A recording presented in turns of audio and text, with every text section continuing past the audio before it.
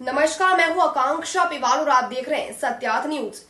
आज पूरे महाराष्ट्र के साथ जिले में मनाया गया गुरु पूर्णिमा का उत्सव। आज गुरु पूर्णिमा के दिन जन्म हुआ था महर्षि व्यास जी का, इसलिए आज का दिन महर्षि व्यास पूर्णिमा के नाम से भी जाना जाता है। आज भगवान श्री दत्त गुरु के अवतार समझने जाने वाले श्री महादबा पाटिल जी के मठ में उनकी पालकी निकाली गई और उनकी प्रतिमा की पूजा की गई।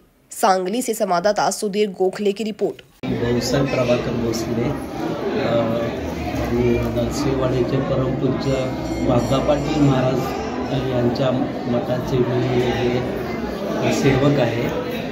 महाराजांचे महिमा खूप मोठा आहे। प्रत्येक भक्तजन आपण आज गुरुपौर्णिमे दिवशी आपण इथं गर्दी खूप पाहता, त्यावरून आपल्याला समजून घ्या महाराजांचे इतर जे त्यांचे अनुभव किंवा हे आमचे इतर पदाधिकारी हे आपल्याला बोलतील। सांग।